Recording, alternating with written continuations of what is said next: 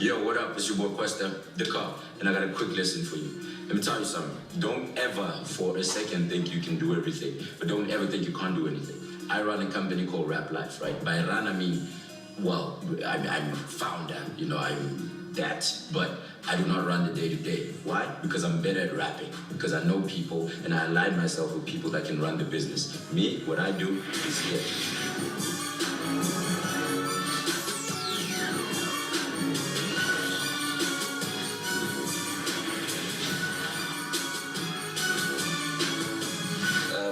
I'm Nota, I'm co-founder, record executive, Raplyf Records. Myself, there's Leroy Koza, there's Kid X, Bongos Mahlango, and then there's Senzo Vilagazi, also known as Kwesta. My name is Makwa.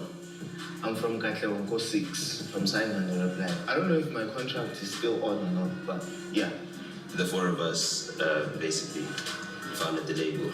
We just wanted to create like a Def Jam of Africa. We were willing to risk it all. I mean, what was all even? Because we didn't have anything anyway, so whatever was being risked was worth the risk. It was centered on basically the popularity of Kid X and Kwesta, that we could actually bring this brand to South Africans, and South Africans could actually know of Raplyf Records and know the brand. So it just started by branding the music videos and having the logos there, to branding our tour buses as well, and then to releasing the music of TLT and Makwa. They were artists that were grooming. Before everything, a big song that I produced was by Fista's Mixwell, I Am Free. A lot of people know it. It was a big song in 2013, and then he robbed me. You know the story of cutthroat industry. You make a song, then somebody disappears, and then you'll never hear from them again. Only you see them on TV, and that's it. I haven't met with him since 2013. I met him in Sentin, and that was the last time. Like, people who take advantage of producers is people who don't respect the value of producers, number one. And I'll also blame it on producers because they don't go out and research and read books about music law and contracts. They never on YouTube researching things. My name is Gobi Beast. I make music, man. I've made Move for TLT. I started rapping in the streets of Rustenburg around 2005-06, and started making beats around 2009. And that's what got me to go to Raplyf and work there. I DM'd Senzo Kwesta. I actually just tweeted him, like, yo, I got beats. And then he followed me back, and then he sent me his email address. So yeah, that's how it started.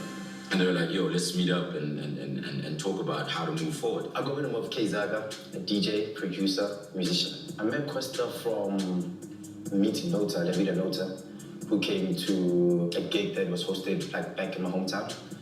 And he came through and was like, Zach, come through tomorrow to Joburg. We got something for you. We might just have a meeting with you and stuff. And I took my bags, told my parents that, hey, I got a meeting at Joburg. Let me go see what's gonna happen. And then when I got there, it wasn't a meeting, it was more of an introduction to becoming a TLT's official DJ. And from there, obviously, becoming part of Raplyf as TLT's DJ, that's when I got to meet Kwesta.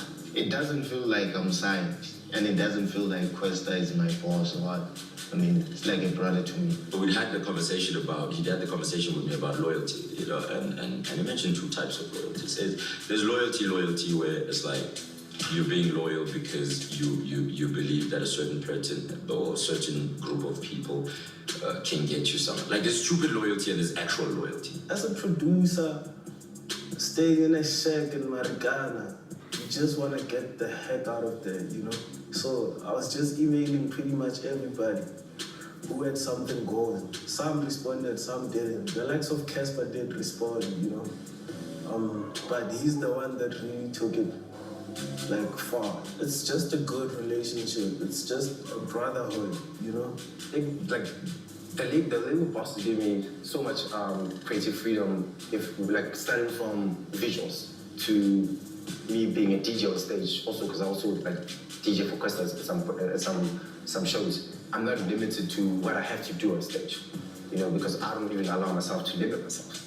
You know, and if it comes to any push, they really be like, hey man, do what you gotta do. You know, the flow is yours. I don't think I would have fit in anywhere else. Pretty much listened to the same music, grew up on the same stuff. So that is the core of everything before we come to the music and whatnot. As much as Slanganiso and everything, if the energy and the frequency is not right, the music wouldn't take off like it's doing. The biggest contributor to Raplyf being what it is and being recognized as a force in the South African music industry right now is Makwa. Because I don't have inspiration when I make music. I just wake up and make a beat. I'd say because he's also a producer, has been able to work with a whole lot more artists and really extend the Raplyf sound. And we've really centered our musical production on finding a definitive and distinctive sound. That has been the key thing that we've been able to do that has really elevated the brand of the label. You know, we've got a leading sound, and we've got some of the leading musicians as well working with us.